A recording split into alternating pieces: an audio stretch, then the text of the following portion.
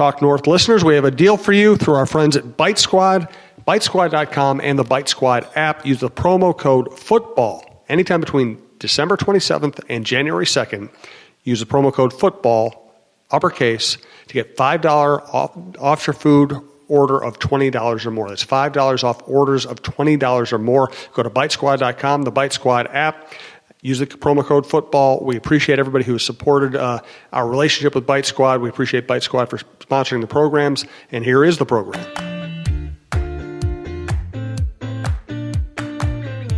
You're listening to the Strom Sports Show. It's good to have you with us today on the TalkNorth.com podcast network. You're listening to the Strom Sports Show. I'm Steven Strom. Bunch of stuff to do today. I'm flying solo. No guest other than Negative Dave.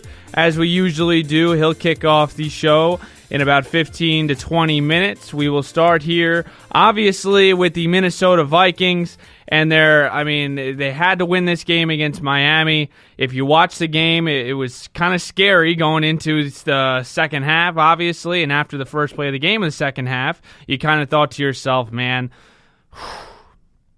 what the heck happened to this team from last year? That's what you had to think. And I know people on the outside see it as 41-17, but I did not. Obviously, they had an unbelievable first and an unbelievable fourth quarter. But other than that, I don't know. You can't really get a feel for this team. Obviously, they put up 41 points with the new offensive coordinator in Kevin Stefanski.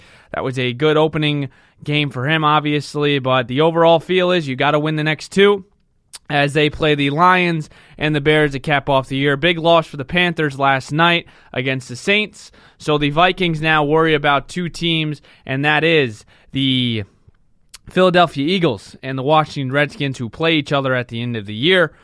Redskins obviously play Thursday night. They play the Titans as the Eagles finish up their home cap as they play the Houston Texans. Now, after I get into the Viking game, I want to get into some things. The Georgia Tech Gopher game is coming up. That's in a week and a half here. I want to talk about Blake Cashman and his decision to sit out of the bowl game. I'll get into that and give you my thoughts. Obviously, we'll have Negative Dave at the end of the show.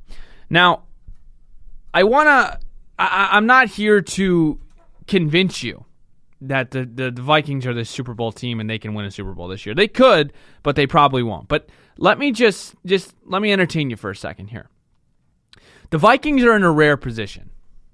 And when I say that, I mean a lot of these teams like the Saints, the Rams, they've gotten, obviously they've peaked. We can agree that the Vikings are in a rare position because the Saints and the Rams have peaked. The Cowboys and the Bears, those are the top four teams. The Cowboys and the Bears can't play from behind. You've got Mitchell Trubisky and Dak Prescott, who are obviously, they are C+ quarterbacks. I don't tell me anything different. They can't play from behind. The Saints and the Rams have peaked this year. People are figuring it out. You looked last night, the Panthers held the Saints to 13 points, 12 points. The Rams are losing games that they shouldn't lose to. They shouldn't have lost to the Eagles. The Eagles are not better than the Rams. And the Rams have shown their vulnerability on the road. Okay? And this is my problem with these teams that are, look like they're dominant in the beginning of the year. That's fine. You look at the Vikings. Vikings looked dominant in 2016. They were 5-0. What happened? They finished 8-8. It's sometimes not about all the wins. It's about when you start winning them, right? And if I'm Mike Zimmer, and I'm walking in on Monday morning, right? And it's Tuesday, obviously. I'm recording on a Tuesday. If I'm Mike Zimmer, I'm sitting my team down and says, look, every team has a calling card, a motto, something they use as motivation during a championship run, right? Right now, if I'm Mike Zimmer, I am showing the entire Viking team a slideshow of the 1987 Minnesota Twins. I'm showing them a slideshow of the 2007 New York Giants, who won 10 games, finished second in the NFC East, then went on to win the Super Bowl and beat the unbeatable Patriots.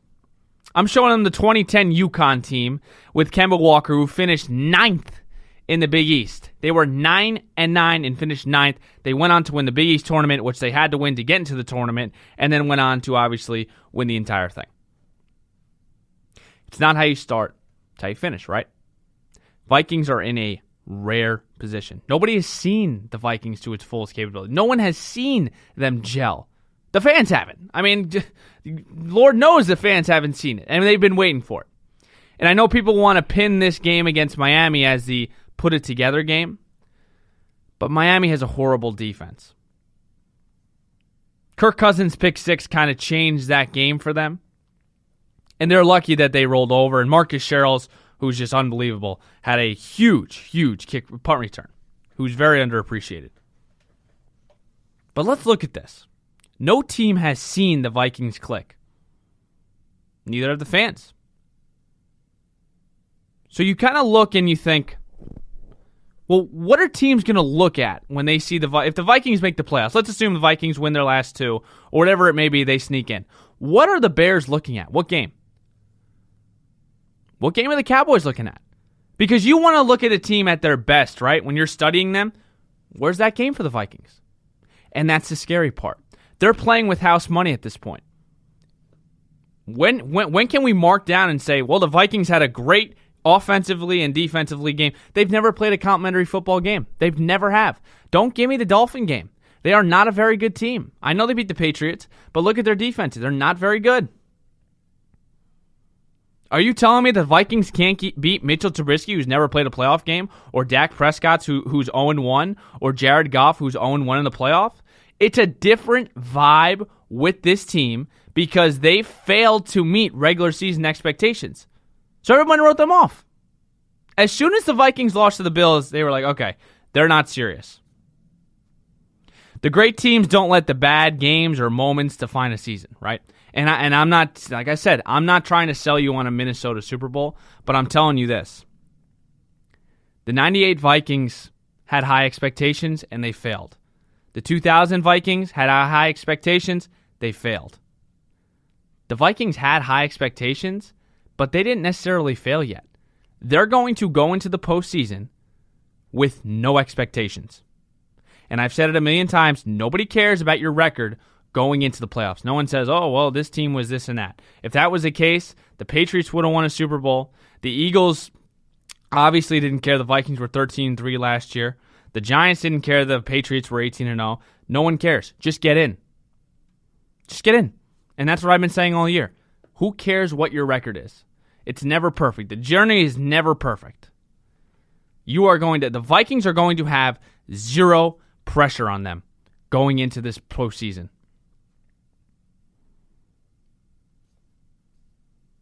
And you're telling me that you can't go in, and you've shown it. The Vikings have shown they can compete with the Rams. They can compete with the Saints. They can compete with the Bears. Why not? Who cares the way you get in? Who cares how you get to the next round? Nobody does. But the Vikings have a chance because you have four teams. The Saints, who've peaked too early, who have not looked the same, and they've seen that someone's figured them out offensively.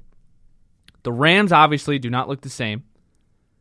The Bears can't play from behind. The second you go up 7-0, 10-0 against Mitchell Trubisky against a solid other quarterback, game's over. And same thing with Dak Prescott, and that was shown against Indianapolis, who the Jets killed the Colts in Week 3. No, it's a different team, but no one can sit here and confidently tell me that they feel pretty comfortable with their Super Bowl pick. If you want to tell me the Saints are, well, I'm going to tell you the Saints barely beat the Bucs and they got shut up by the Cowboys. You want to tell me the Rams, they're your Super Bowl pick? Well, they just got beat by a backup quarterback in Nick Foles.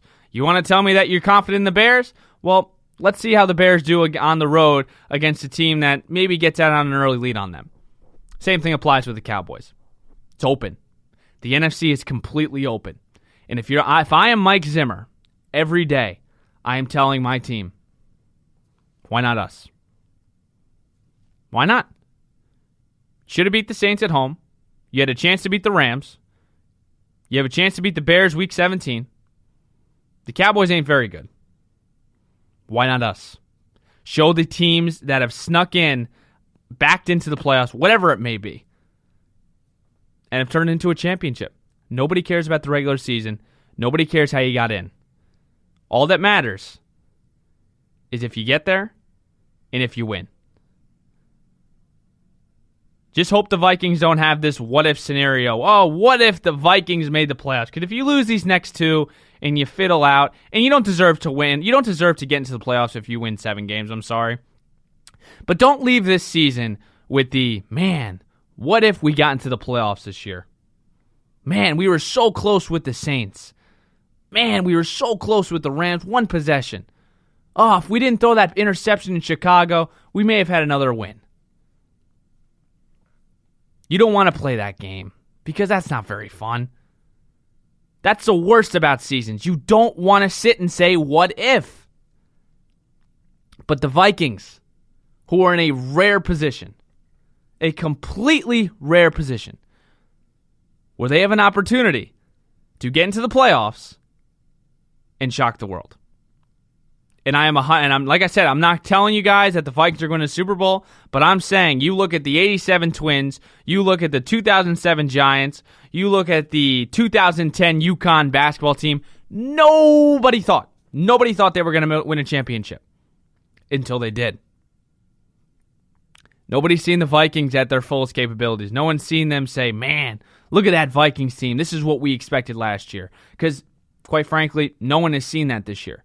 There's no game where I say the Vikings look like they did last year, where they look like a complete team, offensively, defensively, special teams. It's always been the defense looks great, but the offense is terrible. Or the offense looks great, or the defense looks terrible. There hasn't been one game like that. It's bound to happen eventually, right? Let's look at the wins here.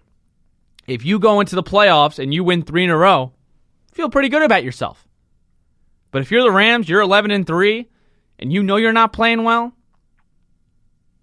that's smelling like a first-round exit to me. Vikes are playing with house money if they get in. And that might be the best thing possible for them. Because every time the high expectations are there, they fail. And that's just not the Vikings. That's the Minnesota theory that I have. High expectations is the worst, while low expectations, you rise. I gave you plenty of examples, just one off the top of my head. The Wild, a couple years ago, finished number 2 in the West. Go against St. Louis. They lose in 5 games. That's high expectations. That is horrible. That's a cancer for Minnesota teams. Vikings get in, low expectations. No one expects them to do anything. Why not? Why not us, Mike Zimmer?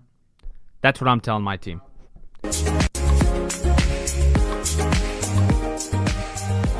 All right, welcome back here. Strom Sports Show, Steven Strom, TalkNorth.com.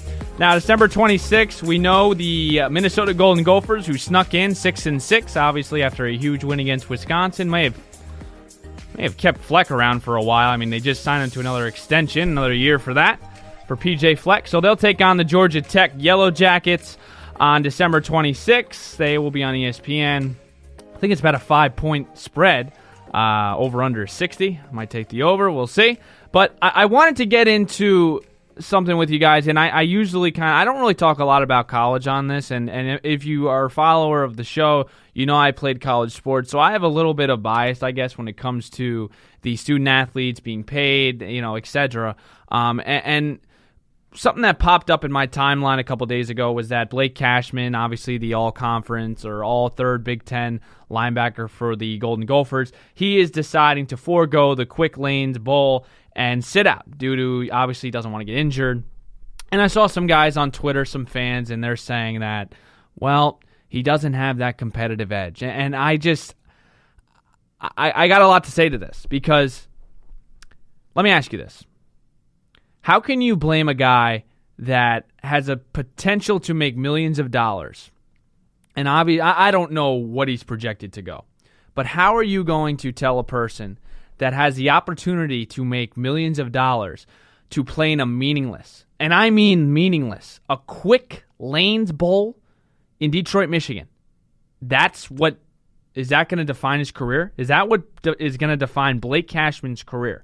A Quick Lanes performance against Georgia Tech. I mean, if you look at his stats, he led the team in total tackles. He broke school records. He is all Big Ten third team as a linebacker. And this is the game that you're going to define him as? I mean, it's just ridiculous. This is a strictly business decision. The whole lack of competitive nature thing really gets me angry, because if you're going to tell me that Blake Cashman isn't competitive, he didn't give it his all the whole season, every single game, how can you blame a guy who has the opportunity to make millions in the NFL to play in a meaningless game?